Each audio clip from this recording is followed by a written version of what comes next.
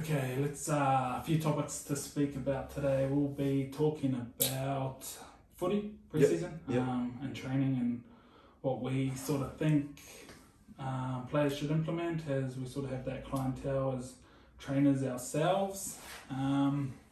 Pre-season, sort of what was it like when you went through, I guess your first NRL type pre-season? Yep.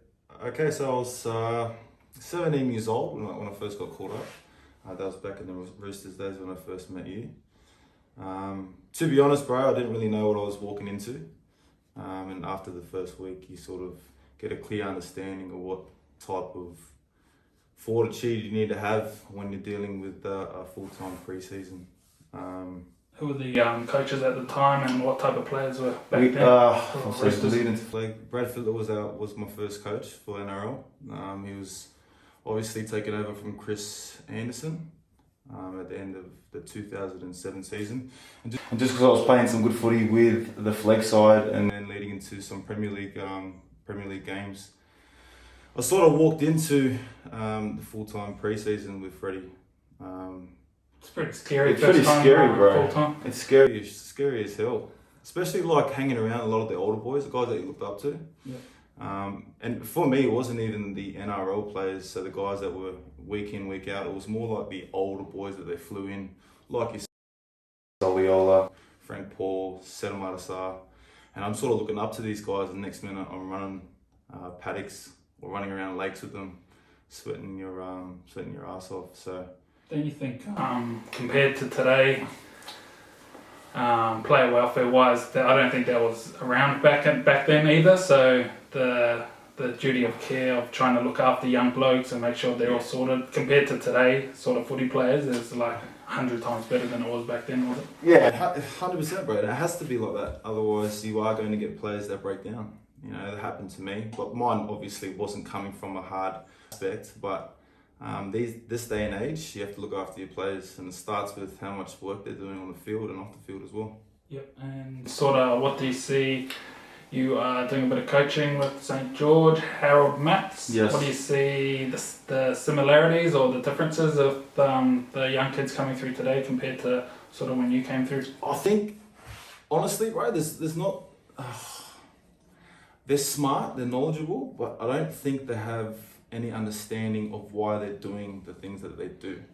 And I'll try to explain it as clear as possible. So, you know, you can go out and you can tell kids to run or young men to run all day, all around, but there's no purpose behind it. And I think that's the difference between us and them. Because we had a lot of the old guys who were pretty much mentors to us, I believe, we hung around them so much that we had that hard knock mentality, so to speak, when it comes to training. Yeah. You know, if you don't turn up, you're going to get ripped on, right? But these kids these days don't necessarily have that. I'm not saying it's a good or a bad thing, but I've noticed, like, watching them at training, they're going through the motions, and you don't get that until you're at an older age. But those guys that really do have it at 15, 16, 17, then you can see the difference that they have with their own teammates. I think there's a little bit more of an understanding of why they're doing the things that they do. For example, you know, we want to be the fittest team in Harold Mathews. What does that look like? You know, you want to be the team that's got the best body language. You want to be the team that's, you know, always energized at times when everyone's fatigued and tired. And I think a lot of these kids these days are lacking that in respect, and we just had it in. I think it's just a different way of life these days. As sort of when I came through, we didn't have, I don't even think the iPhone wasn't invented. Yeah. We didn't have social media. Yeah. No, I think MySpace wasn't even there yet. So we're talking about a whole different generation of kids coming through with all the information, but not necessarily the experience that they need and the mentorship that they actually need. I guess I feel like you can see everything on social media, but it doesn't mean you can actually still know what's going on with all the hard training and whatnot when you're coming through. So it's just sort of developing that level of maturity for them and just being prepared. I think I work with a few young players and just getting their bodies prepared first, and then just I think if your body's prepared, it's a bit easier to get through that pre-season if you're coming straight into your sort of first level of that difficulty, you know what I mean? It's a step up from the junior grades. I feel the kids coming through, you might be the top dog at your high school, but now you're coming to a group of everyone's been the top dog, you know what I mean? Like you're a group of top dogs, so that's the next experience. You came through as the best in your school, everyone else is... It's a different ballgame. Yeah, it's just a different ballgame. Different ballgame, yeah, and sort of the way things are set up, sometimes the weak ones are sort of cast to the side. Not necessarily weak, maybe the one's just not prepared, maybe your maturity is not there, maybe you can't just deal with the level of training, the level of criticism as well. You might be stuck under a coach that just doesn't feel like you're good enough, you know what I mean? And that's only his opinion. But when you're that age, you just get devastated. It's a hard knock world, bro. Fucking devastated. Your coach hates you. And you're on the bench, and like I think everyone goes through that. Where, especially us, we've had coaches that don't like us, we've had coaches that love us, and sort of it doesn't actually mean that you're a good or bad person or a good or bad player as well. I think that, that's a good point, bro. Because a lot of these kids actually dictate or let that dictate the rest of their lives. You know, I was certainly one of them too, bro. You know, if someone said to me at training that I wasn't ripping in or that I was soft or anything like that, I would take that on board, right? But the only thing that was different about me is I was able to go home, analyze that, and then go back and just better myself again. But there's a lot of kids out there that don't actually have that, bro. But then, like you said, the job for a coach is to actually filter that out to make his job easier in order to obviously build a better team. Yeah, and it's a pretty cutthroat industry.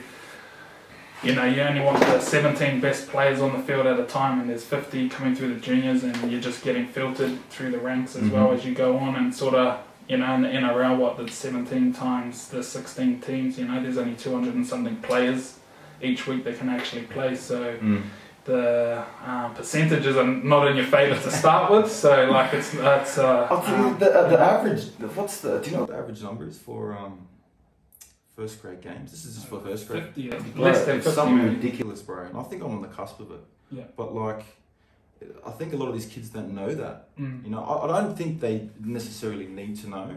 But once you like sort of start putting numbers together, especially something like that, you start to realise that the span is a very short one. Yeah. Right, and you need to, if you want to be an NRL player or if you want to make something out of footy, you need to utilise yourself. So stuff like getting in touch with, you know, obviously what you're doing with Savage Mobility and all that sort of stuff is very important. Yeah. Because like you said, if I can make my body right, that'll turn into I can make my mind right, and then you can just obviously produce what you want to produce on the footy field. It becomes a little bit more organic, so to speak. Yeah, I think sort of some of the young guys, just sort of the language that they speak to me, they still don't understand certain things, and then it's just sort of just providing that mentorship as well. Yeah.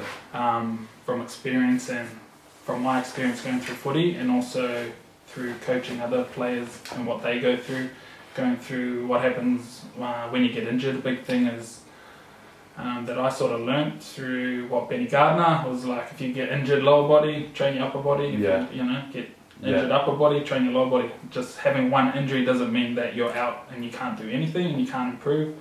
And that's a very important factor to get the kids understanding that. So, you know, there's always something that you can improve on your game. There's always something you can improve even when you're injured. That's a good point, bro. I was never, like, I'll be honest, during my footy career, I was never a scholar, and I wish I was. You know, now even being involved in Harold Mathews and being a coach, you know, you got to spend time writing things down, taking notes, you know, actually practicing what you're preaching, so to speak. Yeah. And if I can pass on anything to anyone wanting to be good at anything they do, they need to put in the time and the work. Yeah. And that starts from, you know, stuff like that, bro. If you're injured, then spend time, you know, going through your game. There's other things that you can do for training, so to speak. And that's a very cool note to pass on to any of these young guys trying to make it in this game, bro. It's a hard game to be in. Yeah, so we'll sort of move on to, so we've talked about sort of the young kids coming through. We'll go to, like, what about if you are at that New South Wales Cup level, the reserve grade level, haven't played grade, and you're up and down, what sort of what's the differences between maybe you're not in a NRL squad, but you have played NRL, you're in that Queensland Cup, New South Wales Cup, what's the differences and how do you manage sort of that? Because you've been through that, you've gone back to Queensland Cup, New South Wales Cup as well. Yeah. And what would you make? It's a tough one, bro. Because when I was playing New South Wales Cup, I stayed in New South Wales Cup the whole time. It was only because of injury and because of a couple of off-field dramas and that sort of stuff. But it wasn't until I went up to Queensland. Say that again? Off-field dramas. They never helped me, bro. I'm all about those off-field dramas. But what was it? Going up to Queensland, and I think that's a hard question, bro. Sydney back in the day was pretty toxic, bro. Yeah, it was. Things were still open. All those things. The Coca-Cola sign, bro. Cherry was there every Friday night. Yeah, everything's I think that's a good point, bro. Because like eastern suburbs. I got up to Queensland and there's nothing up there, bro, except rugby league. So I got to really dial into that, so to speak. The difference between, and like this is, two parallels. You've got Queensland Cup and New South Wales Cup. You get looked after up there, bro. It's a whole different system. Like if you're on Redcliffe, you are an NRL player, and I needed that. I actually needed to feel wanted, needed to feel valuable, so to speak, to my team.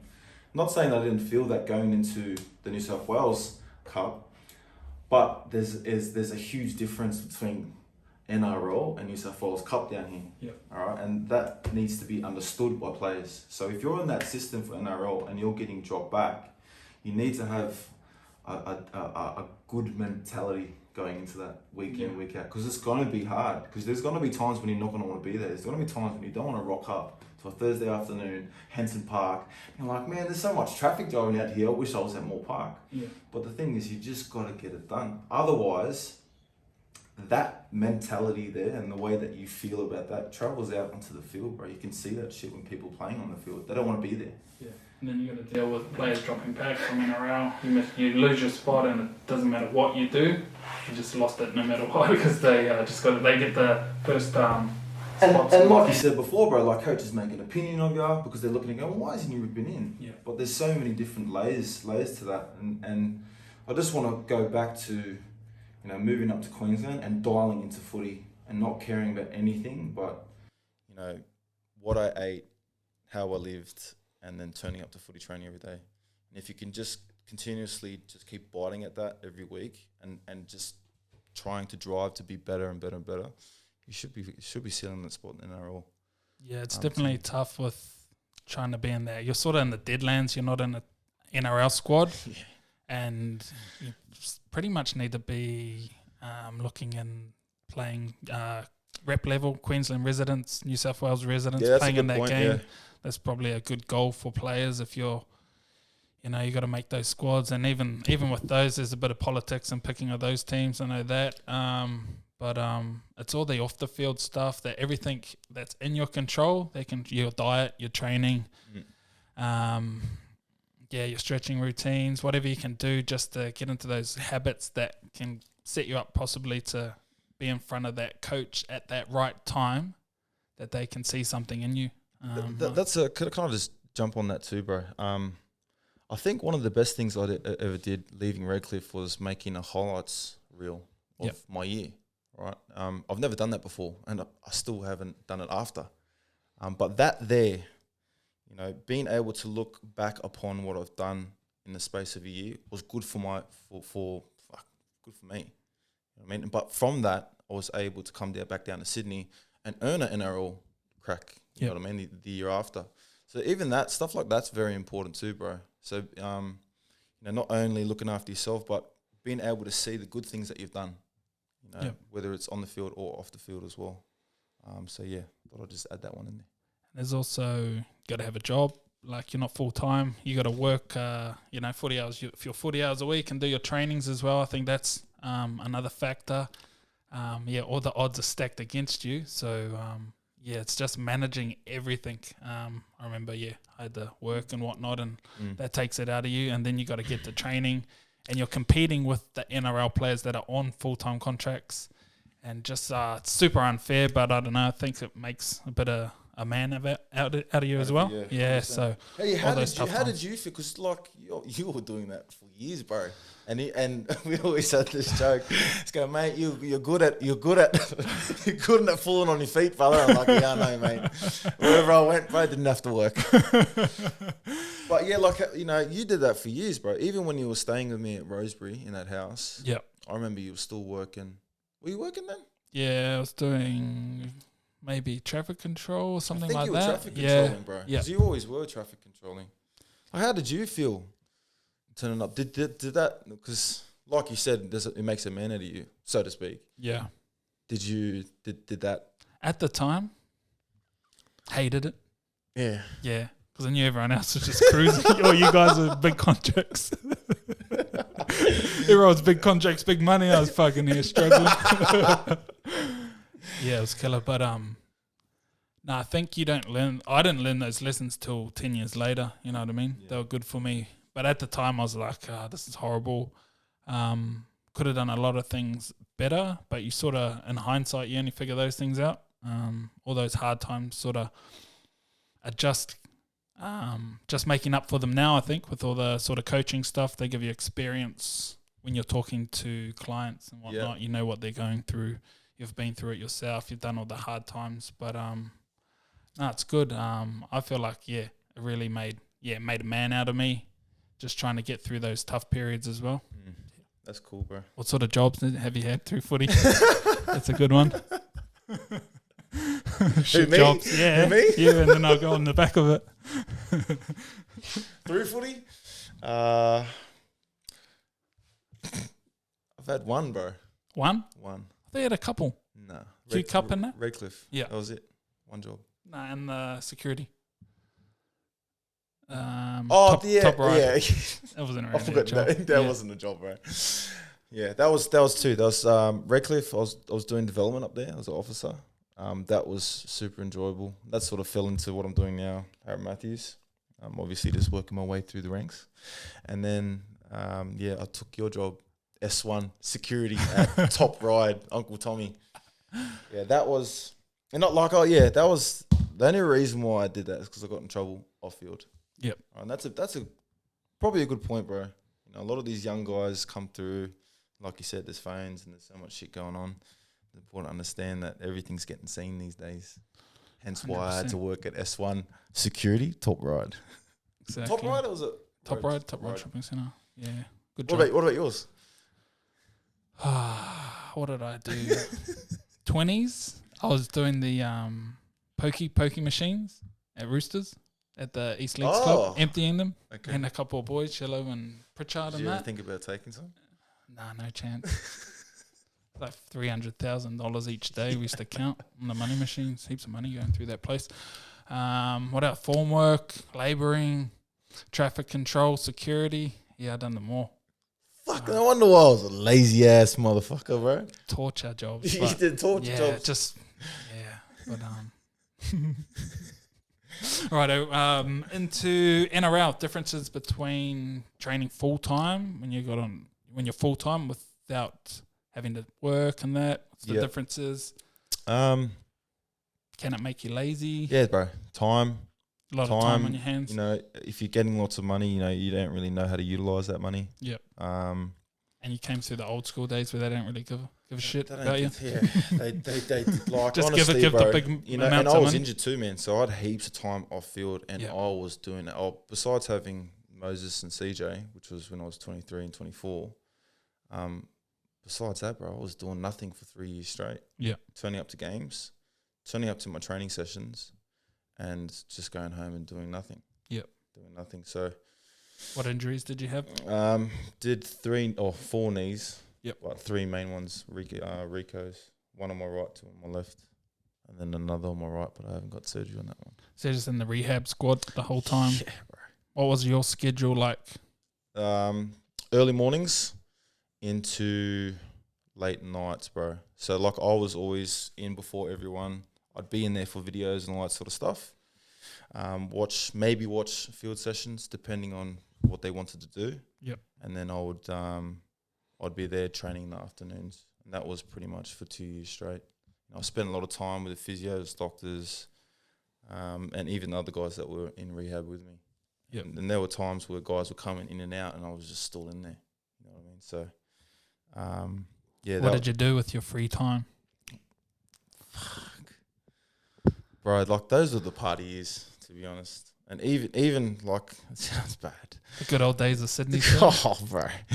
Like me and the boys, you included, you knew every place to go out on the week. You know, Tuesday night, Gaff, Wednesday night, Eastern, Thursday night, Greenwood, Friday night, either Coogee Bay. Bro, Saturday night, Palace or Pavilion now, and then Sunday, same again.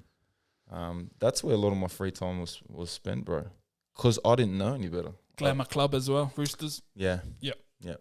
Right in the heart of everything. Right in eh? the heart, bro. Good spot to live. You know, I lived with the boys at Randwick. I think you lived there as well. Yep. So everything was just nice and close. And I had no understanding of money, no understanding of time management. The only routine that I had was the schedule that was put in front of me on a weekly basis by the Roosters. Yeah, yeah. What would you have done differently, say, for your body-wise, through your injury period? Were you doing the right things? What could Like you have everything done everything that we do now is to like right those. I wouldn't say right those wrongs, but to understand so we can help others, so to speak. So I would do everything that we're doing right now.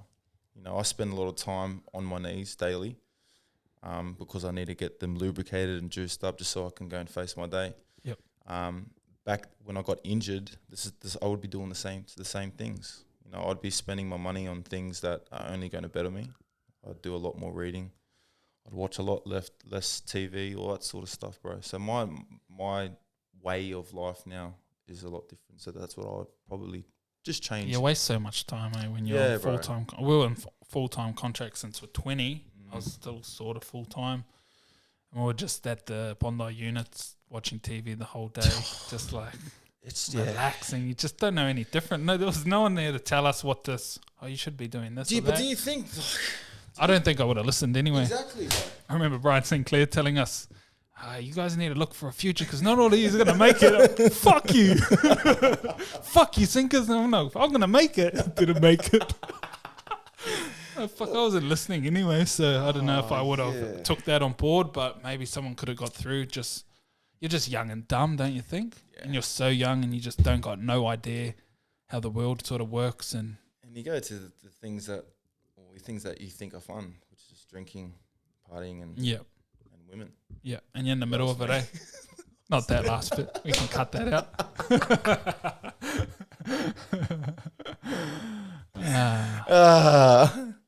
Anyway.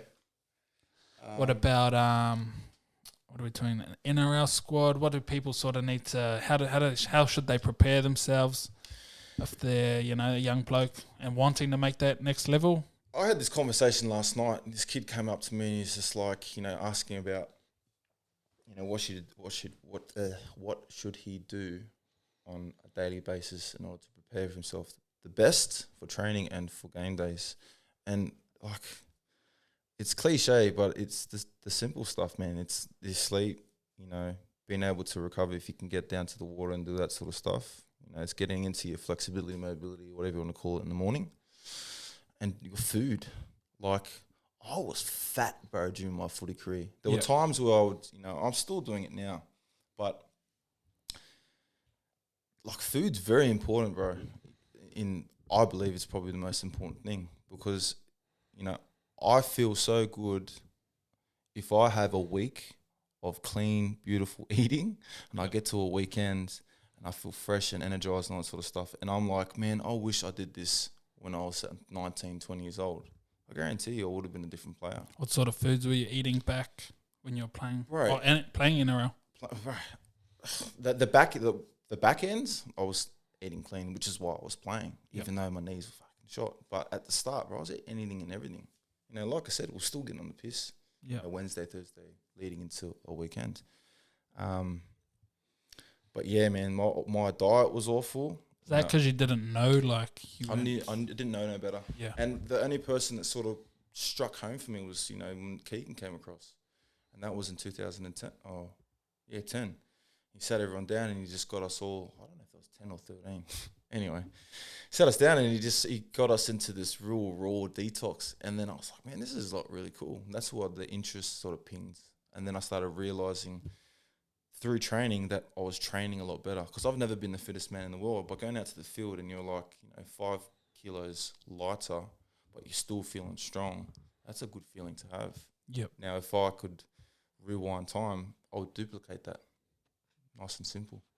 I think my thing was I was lean once I was training, but I think just the but you were always lean, bro. I remember this protein bucket that we had in the house, and I used to come home and I used to watch it just disintegrate, bro, daily. I think you had like 4 shakes a day, eh? I used to love protein. I thought that was like the best thing ever, because I used to grow up when I was little. I used to read bodybuilding magazines, and I couldn't afford protein shakes, and we had free protein buckets that we could just take. I was like, fuck, I'm taking advantage of this shit. Yeah, the old BSC protein, like, bro, how good was that? And it was bro, just, I miss those days, eh? I wish I could just. You go could just and take a grab bucket home and like, yeah, I was mad. I was like, this is the stuff you need. Overboard bro, everything. You were like juiced up, bro. I thought I was like, man, this guy's on something. Just straight protein. Yeah, 4 proteins before, after. That's right. Before I went to bed, when I woke up, everything, 4 protein shakes a day. Back to what you're saying, bro. I was one of the first to go no carbs too, back in the like Really? Newtown days when I was at Newtown. No carbs. Yeah, we got blown up by our coach too, because everyone else tried it, and it was in the days when, no one knew what no carbs was too, and I felt way better too. But it was like, I didn't know anything about food or dieting back then, but I felt mad before games. I felt like a big thing with my preparation was I was eating too much carbs game day, and I'd turn up to the game lethargic. I don't think carbs are good for me, like in that amount. I think little amounts are better. Yep. If I had my time back, I'd probably just have a black coffee in the morning, what I do now, and then I'd have probably like chicken or a steak before my games. Yep. 2 hours, 3 hours before, and just play hungry. Whereas I used to try big pasta meals, because that's what we sort of got told, carb up the night before. But even when you're going away, like you go to the hotels and that, and everyone's preparing for the game, you walk in and you got buffet, you got all this food in front of you, and bro, I didn't get this food at home. Yeah. All we got was boil up. Sandwiches, everything, like before the game, the Gatorades. It's just like, I look back on it now, I'm like, man, it was just thickening. Yeah. Lethargic. You go out to the game, I remember I used to because I didn't realise, what's the one with, you can't I used to steal all the Gatorades. Fill our fridge we up did at a the lot units. of stealing at the Roosters, even though we had everything. What was I saying? It's gone on top of my brain. Just all the types of food like you have after the game, and just take. Before the game, like you just look at it all, and me. So, what do you call it when you're like allergic to wheat? Gluten intolerant. Yes, I'm lactose, gluten intolerant. Like I have all these stomach issues. Yeah. I look back in it back then, and this might seem small, but I have one piece of bread now, my stomach goes fucking mental. Yeah. I have one glass of milk and my stomach goes mental. As soon as I eliminated all out of my life, and I'm not saying that everyone should do this, but it works for me. And I think it's important for young guys to figure that out too, bro, because the better that you can figure out what's going on internally, then obviously the better your game's going to be. So preparation is a big thing. I was eating those snakes before the game. Those big long anaconda snakes. But like, thought it was sugar for energy. That's how I had no idea what I was doing back then. I was like, fuck, wonder why I was tired, rocking up to the game. I was like in the changing room going, oh my God, I'm tired as I'm going to play shit. And there's heaps of pressure, and I used to feel so much pressure. I used to hate game day. Yeah, I sucked. I hate the whole morning. Once I got out on the field, it was fine. But then, yeah. I was weird, bro. I'm like, is it OCD when you got your shit on order? I was that dude, bro. You come over and. Oh, that's good. That's routine. I never had that. I didn't know the. And I realised that's what I'm like with my life. If my routine's on point, then everything's on point. And it's not going to say that your routine might not go out of whack, because it does. Things happen in life. But I found, the more that I can keep on the path of routine, then the better I can be. And I mean small stuff, man. And this is probably a good point for those young fellas trying to make it through.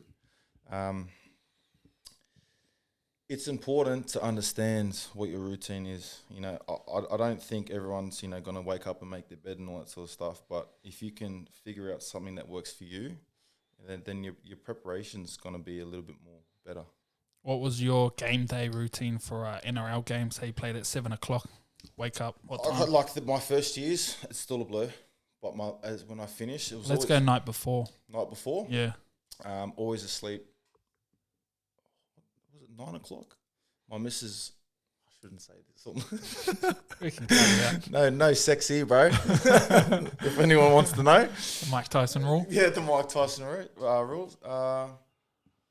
The night before. So night before, go to sleep at. 9, 10 early? o'clock. Yeah. Early. Wake up in the morning, go straight down to the water, wherever that water is. Go for a walk. Do some of the stuff that you taught me, which was Wim Hofing, breathing, maybe a little stretch. I still didn't know in depth what I know now, which is all right. But I just wanted to feel loose.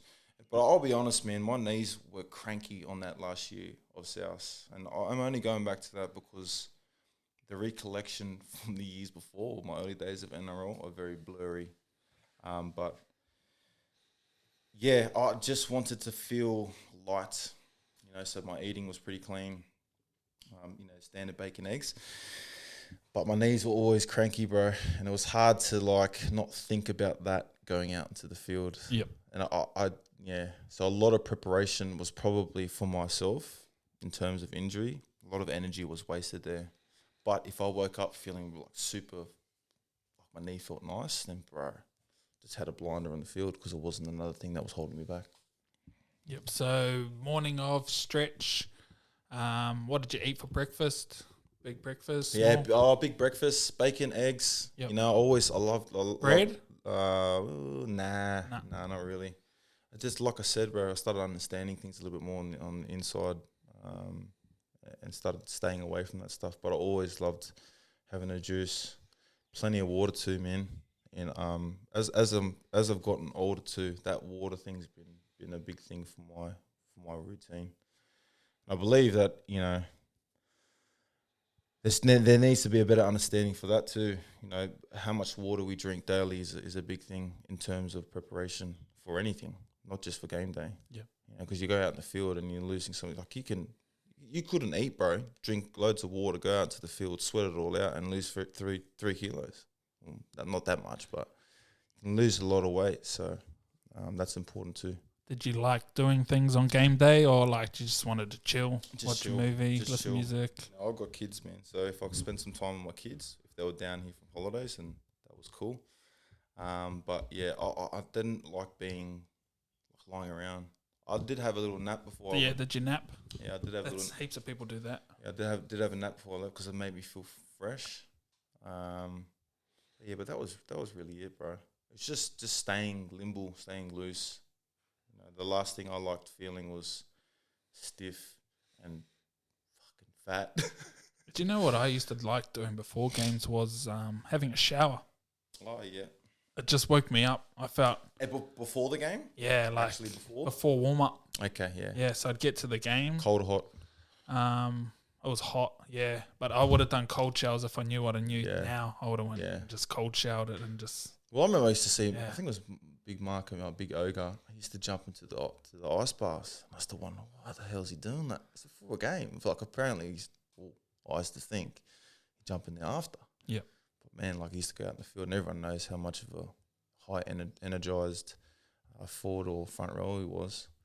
Obviously, it worked for him, and I look back at it now, and I wish I did that sort of stuff myself. Yeah, I wish I think I had to have a shower because I ate so crap that day. I didn't know my body enough that I had to wake myself up again, and then I felt I played better. What about getting to the sheds? Do you have any sort of rituals or whatever you have to? Yeah, as I got older, the strapping, I always did my own strapping for my wrists and thumbs. And there's always a method to it, always a madness. My mouth guard always go inside. I'm going to go into detail here. Mouth guard always go inside my what do you call them, skins underneath my shorts. And they would only go into my mouth before I walked out onto the pitch. Okay. I'd always wear one sock inside out. And Really? I got that off my mate Blake. Blake used to do that. The sock inside out? Yeah. Just good luck. Ah, nice. Yeah, I've done that my whole career. Yeah, any warm-up things you had to go through, or especially with the knees, or?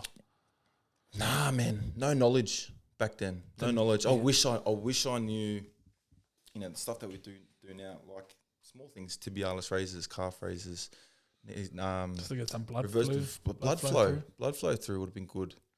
You know what I mean? And I do the stuff that I do now that we've gone in depth with, and my knees feel like I don't feel any pain. But back in the day, like, he didn't have any knowledge of that stuff. So, a couple arm swings, couple leg swings, we're ready to go, boys. Yeah. How did you deal with nerves? Were you nervous before the games? I didn't like listening to music. I liked hearing or seeing what my fellow teammates were doing or thinking. I liked talking, communicating to everyone. And I just like staying relaxed, bro. I was never really a hypo person. The only time where I felt something or felt like I'm ready is when you're sitting in like the group with the boys and you're looking around and catching everyone's eye and you're just like, man, you're ready to go out and take on battle time, baby. Shit. And what's it like walking out to a big crowd? What was the biggest game you sort of crowd-wise you played in? Would have been the semi-final against Brisbane Broncos. That would have been the biggest crowd, but I think... Suncorp? Nah, that was down SFS. Oh, yeah. That was... Yeah, nothing like that, bro. Nothing like... Like, you leave you step out of the doors, and then there's like a white light at the end, and you're walking through a tunnel, and the boys are in front of you, and the boys are behind you, and you're just walking out, and you're all thinking in your head, fuck, this is mad. It is, bro, one of the best feelings. And yeah, there's nothing like, sprinting out onto the field and just hearing everyone just roar. It was a really cool feeling. Do you think, I've got not a theory, but do you think some of the players struggle because it's hard to replicate that feeling again? Yes. I feel like your emotions have been so just strung up as high as they can. When you go back to normal life, say you retire, whatnot, you can't actually hit that fit. Like, yeah. What replicates walking out to a crowd of 50,000 people screaming into battle against another? Like, you know what I mean? How do you replicate that feeling? Like, you know what I mean? I've always thought about that. Like, when I see guys go off the rails after they retire, and say like, fuck, it must be hard, like, dealing with that and then going back to normal life and just trying to go through the paces. Yeah, like, that's a good question, bro. Only because, like, it's been pretty immediate for me. So, retiring 2017 and really not knowing what you're going to do for the rest of your life is a pretty scary feeling. And I'm still going through it right now, and I didn't come to terms with that until a couple of months ago. And I think the good thing about being in the training game or in coaching game now, I still get like a sense of that. But like you said, bro, a lot of these guys don't get that. They're on the construction sites, and the only thing that they can get that feeling at is when they're around the boys and they go down to the pub and all that sort of stuff. And that's the closest thing. Yeah. That's a big difference, man. And substance abuse, you know what I mean? Like, everything, bro. And there's so many different ways that guys, especially footy players, can try and search for that same sort of meaning, so to speak. But yeah, a lot of guys do go off the rails, and it's hard, it's disappointing. But then you've got guys like ourselves who did the same thing, but have just found something that can fill that void. Yep. And it's easy for anyone to do. 100%. And finish up, 3 things you would tell your younger self, say he's 16 years old. It's a tough one. Ooh, that is a tough one, bro. So younger self, don't. Oh man, I was so hypo. I think mentally, I tell him just to slow down and breathe. First off, because I was a very angry young man. Second, spend more time with my family. I think was a good one. Yep. And then 3, be very aware of where you're spending your time and money. Beauty. Yeah, like I'd say, I'll dive in on that. The only reason why I say that is because those are the things that stopped my footy career from being where it was. I think I could still be playing, could have still been playing right now, and it is what it is. But those are the things that I think I was missing back then that I wish I had. Awesome, bro. Sure, my bro. Thanks very much Sweet. for having me. Done and dusted. Easy. Done and dusted. Let's go.